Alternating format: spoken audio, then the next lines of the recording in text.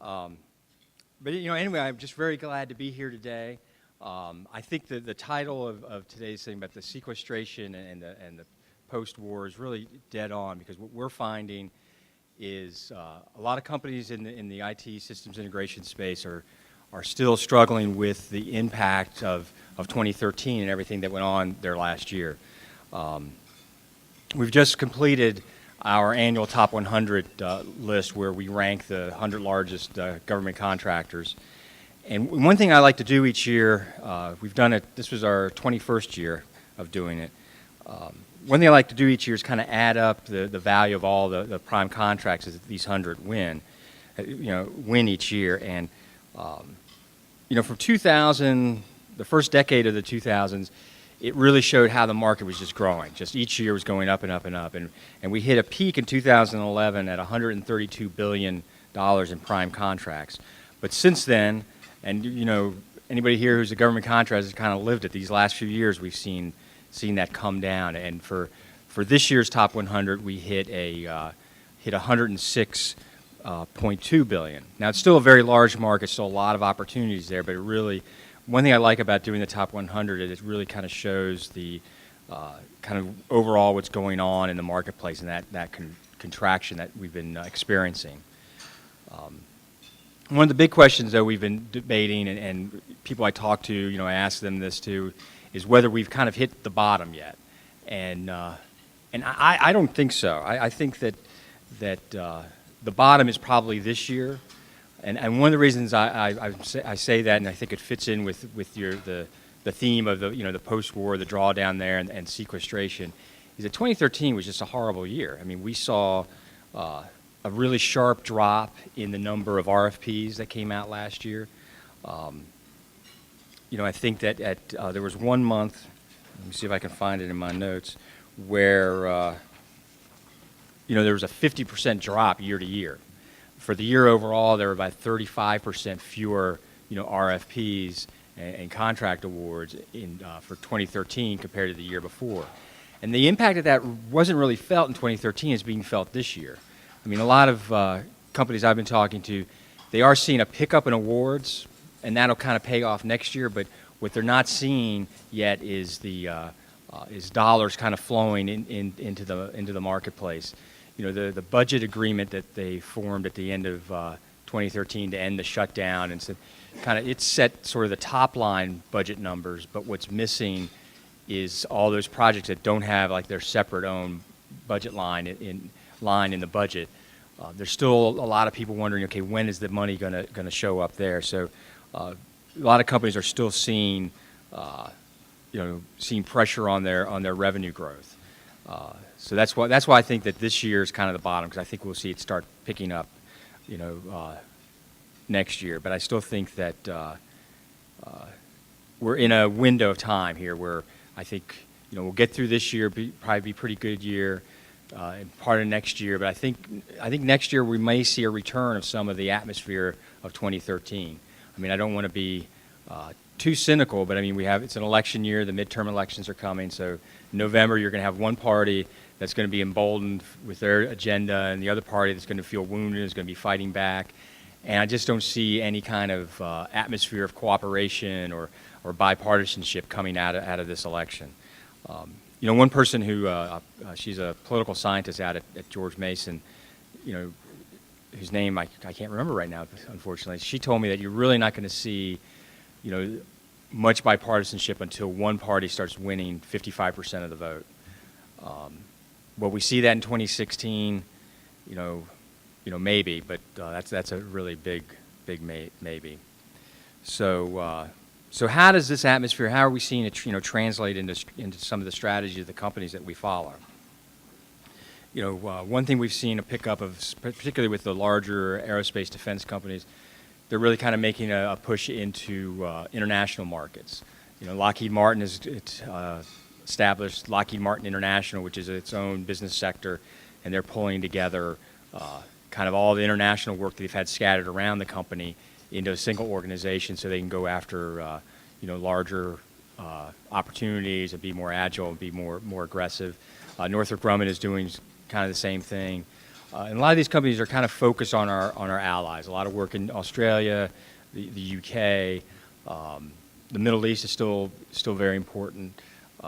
And of course, there's the pivot to Asia, which I think is something that is just going to be gaining momentum because that the importance of that area to our economy.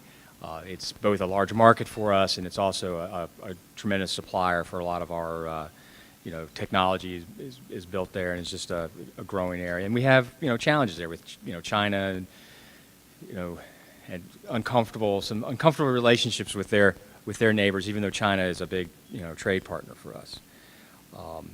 A lot of that international push by the, Lockheed and Northrop is really centered around kind of solutions, whether it's cyber, command and control systems. I mean, Northrop has won some contracts in the UK with the London Metropolitan Police for a command and control system, and they're doing a lot of biometric work and that kind of thing.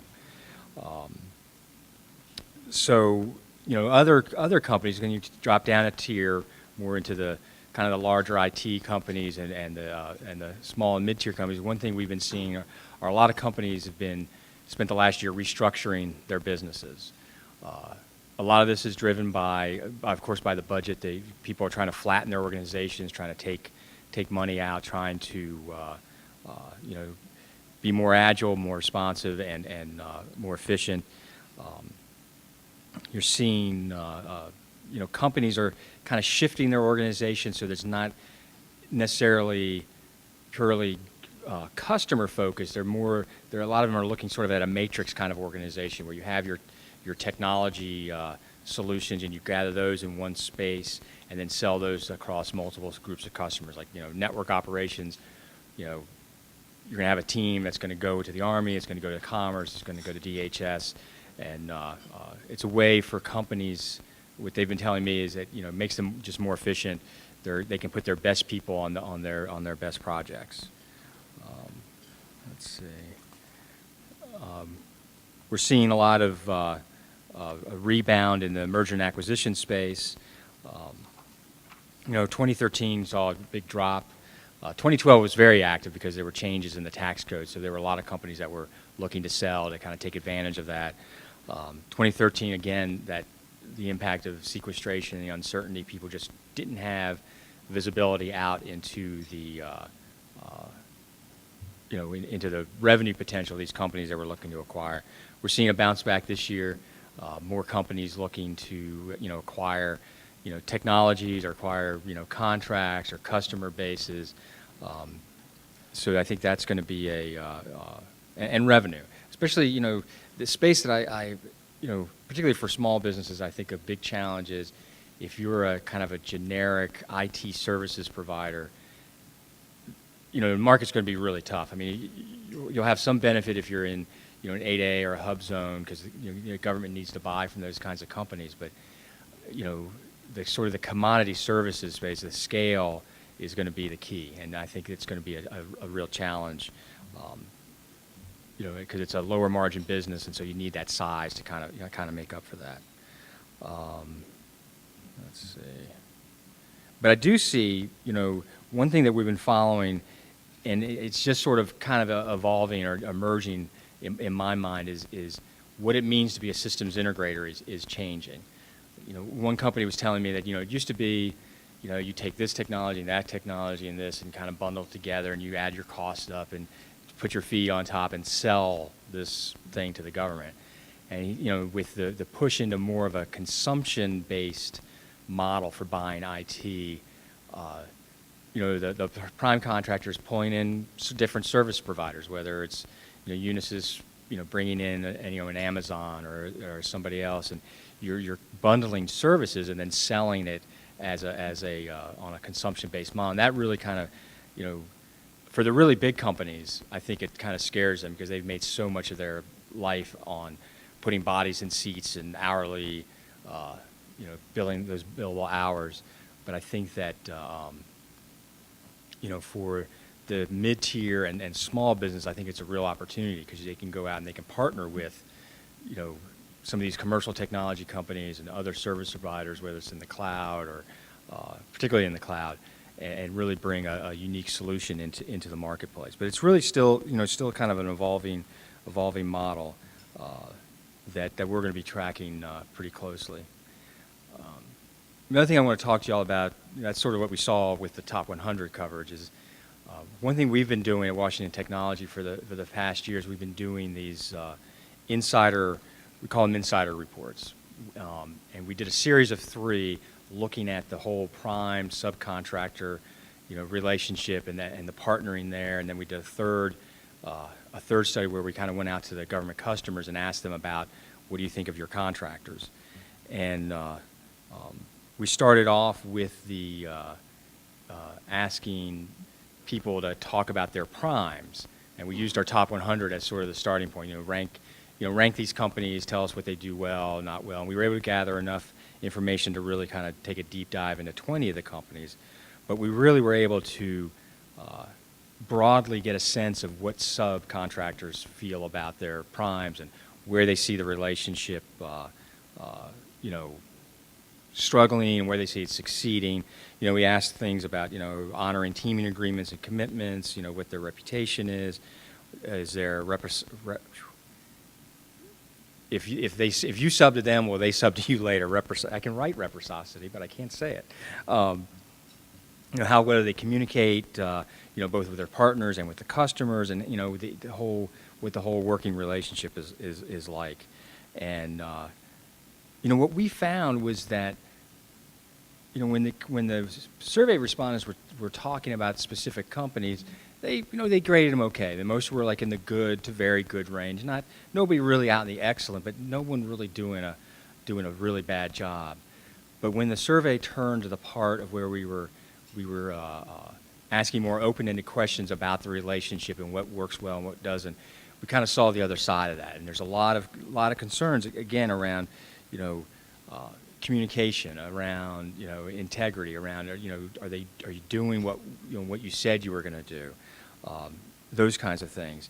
And then when we did the other side of the coin, and we were asking people to talk about their subcontractors, we really saw, it was remarkable. We really saw kind of the same issues come up. I mean, it's kind of very much a two-way street between subs and primes. And one of the conclusions we drew was, we were able to look at sort of gaps in performance and identifying, some areas where, okay, if you focused on, being more open and transparent, or, being a better teammate as far as your flexibility, being more responsive, that those are ways to kind of separate yourself from other partners, and it can it can really help you be a partner of choice, whether you're going to be the prime or whether you're going to be the sub.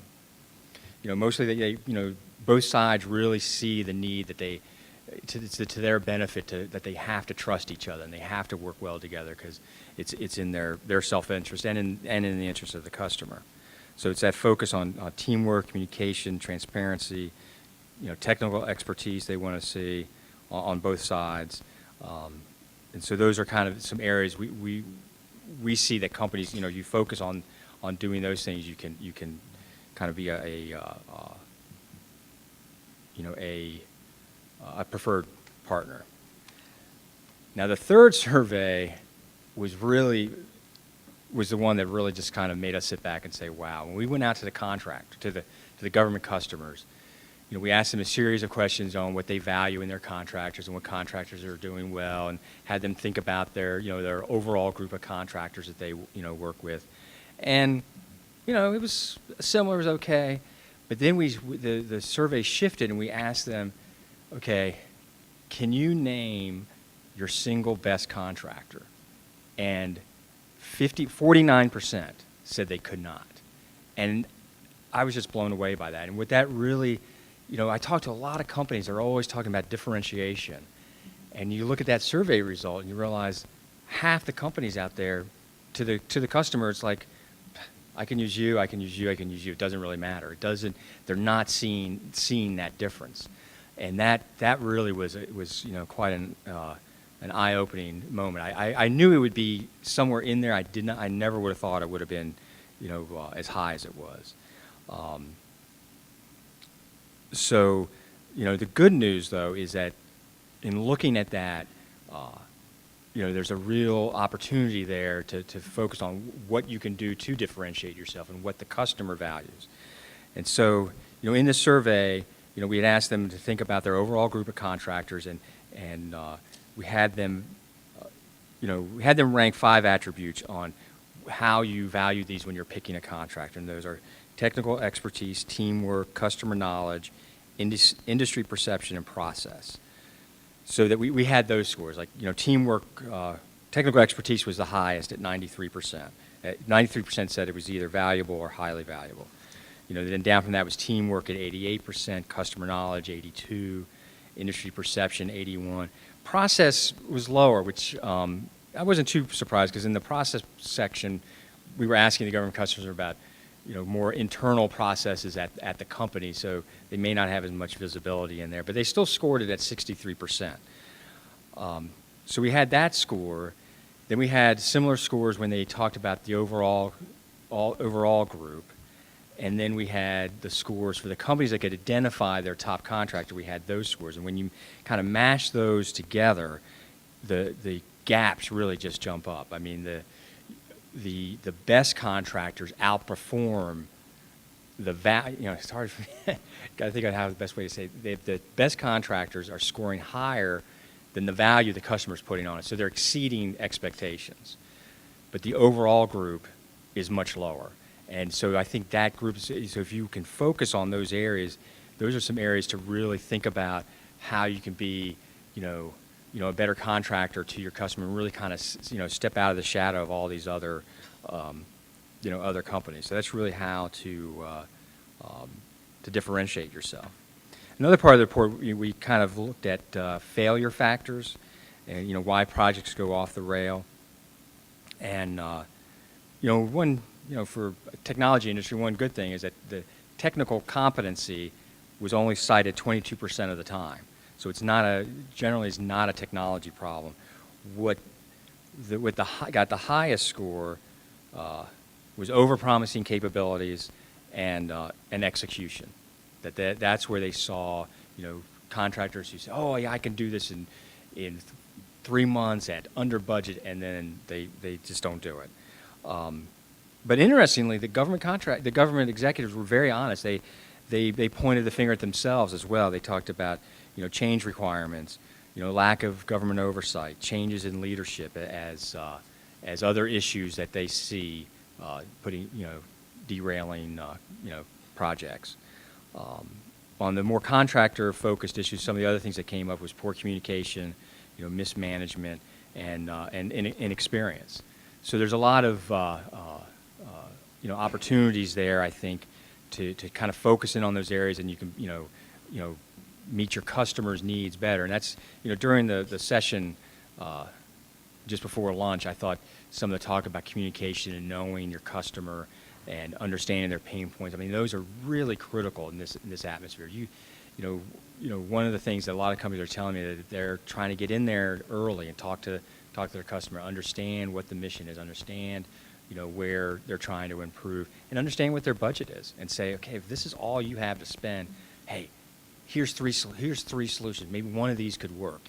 We can keep this going. And they really, in this atmosphere, they really need a partner. And to do that, you've got to get in front of your customers.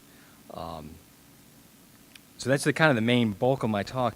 I was working on it this morning.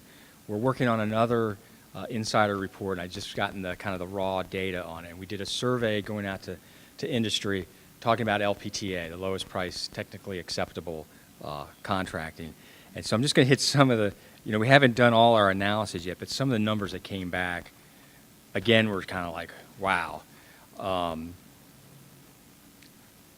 Let's see, where's the one that really knocks your socks off?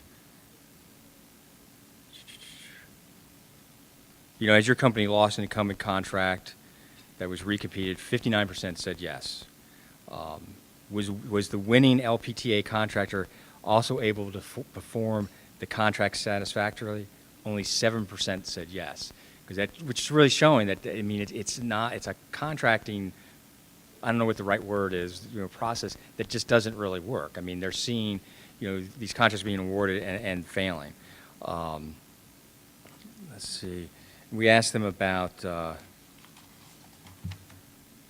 just have these charts here in front of me, so I'm just trying to kind of go through them real quick. Let's see, 66. 85% says that LPTA contracts have had a negative impact on their customers, which is that's just huge. 90%, just think it's a horrible idea to start with. And we got, and we got a lot of really, I'm still pouring through these, a lot of really fascinating comments from people about why LPTA doesn't work. And a lot of it centers around, poorly written requirements. And going back to, with the talk earlier and that the whole thing about, communication, we're in this LPTA era. I mean, the survey says, I think 70% expect it to still be, a big, widely used for the foreseeable future. So in that kind of atmosphere, and you're trying to match up, poorly written requirements, getting in front of your customers early is just critical, because you can, they mentioned the sources sought and RFIs. If you can get in there and talk to them about, okay, this is what you can do. You can even in an LPTA environment, you can kind of shape what they're gonna look for. It's not gonna necessarily direct the contract right to you, but it's going to give you the best chance of serving your customer. So, yeah, this report will be probably coming out, mid to late July. We'll have the final one out. So you can come to our website, and hopefully I'll make more sense of it by that time than I just did. But anyway, I'm very glad to be here. I've been covering government contractors for 18, it'll be 18 years this November. And it's just a wonderful market. I mean, what you guys do, from my heart, I mean, it's so important to our country and to our nation. A friend of mine, his son just came back from his second tour in Afghanistan. He talks about, the stuff his son has that kept him safe. And it's, work that government contractors do. And I think that's something that people lose sight of. But anyway, I'm here. I'm very happy to take any questions if anybody has a question, or I'll go back and eat my red velvet cake. Yes, ma'am. Like, could you project it out and say, in 2014, look, the pattern is going this way, 3% that's 4% that's, so kind of like that. Well, I don't know. I mean, I don't think we'll see as sharp a drop this year as we did last year. As far as, are you talking about like that big number? It's gone down close to 10 billion each year, which is, it's short of 10%. I would expect probably a 5, 6, 7% drop this year. Though I have to say, the end of this year will be very interesting. The fourth quarter of 2014 could really, there's going to be a lot of, I think, a lot of spending during that quarter. So it could throw my projections off completely. So, but I'm not afraid to be wrong. I'm wrong all the time. So, thank you. Oh, so I'm sorry. Yeah, no problem. I do have one comment. So you will find a drop in efficiency to a certain degree, and of course, you're going to find the market overshadowed and to some point overplus with people who have competent skills but nowhere to take them. Right. So in terms of trends or whatever, those are trends across the board. Yeah, that's a very good point. Because you think about, all these companies have been doing, layoffs and, and cutbacks. I mean, a friend of mine lost his job with IBM this past year, and he's, Navy vet, very experienced. So there's a lot of talent out there, which could be a great opportunity for small businesses to pick up somebody who's worked at a large company and knows those, processes and things like that. So. All right, thank you, Nick. All right.